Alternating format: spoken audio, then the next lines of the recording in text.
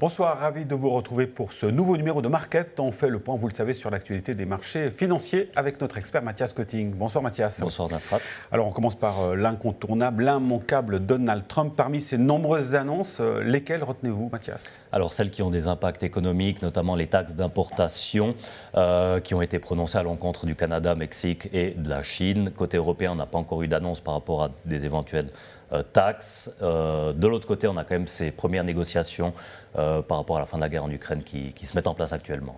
Alors avec quel impact sur les marchés financiers? Alors des marchés financiers turbulents au début du mois de février, sous l'effet d'annonce. Donald Trump, il est très vite revenu en arrière, il a repoussé ses taxes par rapport au Mexique et au Canada. Et là, on a vu les marchés financiers rebondir dans ce sillage-là. Alors quelle est votre analyse, Mathias, de l'impact économique concernant ces taxes d'importation? Alors selon nous, il y a quand même beaucoup de bruit là autour et c'est quelque chose qui est gérable pour l'économie mondiale.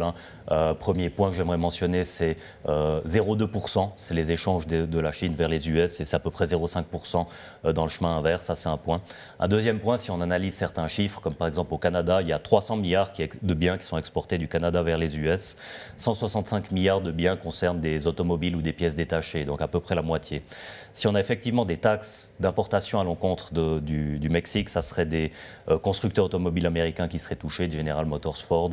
Et selon les premières études d'estimation, soit le prix de la voiture est augmenté de 2 700 $, soit les profits de ces constructeurs automobiles fondent.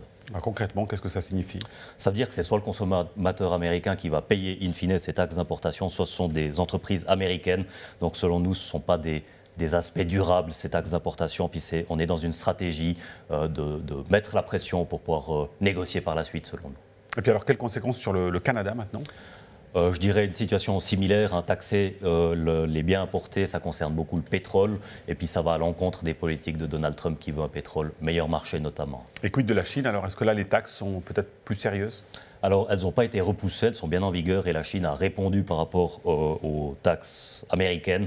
Mais la réponse, elle est assez symbolique. Il y a 1/10 des biens américains qui sont taxés, donc ça ne concerne pas tous les biens.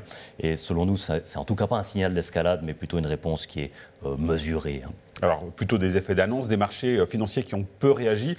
Alors, du coup, pour les investisseurs, qu'est-ce qu'il faut faire?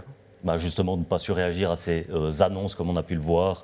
Et j'aimerais rebondir aussi sur un point qu'on pourrait mettre en avant, c'est que Donald Trump, c'est probablement un président qui est sensible au niveau des marchés financiers. Et il a très vite repoussé ses taxes quand on a vu ces marchés financiers volatiles. Alors, on a tendance peut-être à l'oublier, mais il n'y a pas que Donald Trump. Qu'est-ce qu'il faut mentionner encore d'intéressant? Alors c'est l'arbre qui cache peut-être la forêt, on en parle beaucoup, mais la forêt derrière, elle va plutôt bien.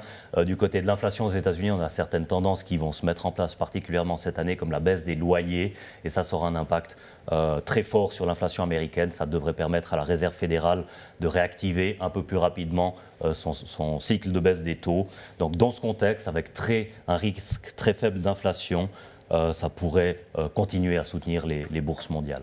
Merci beaucoup Mathias Cotting pour vos explications, votre analyse. Merci à vous pour votre fidélité. On se retrouve dès le mois prochain pour un nouveau numéro de Market. D'ici là, portez-vous bien. Bonne suite de programme sur Canal 9. Ciao.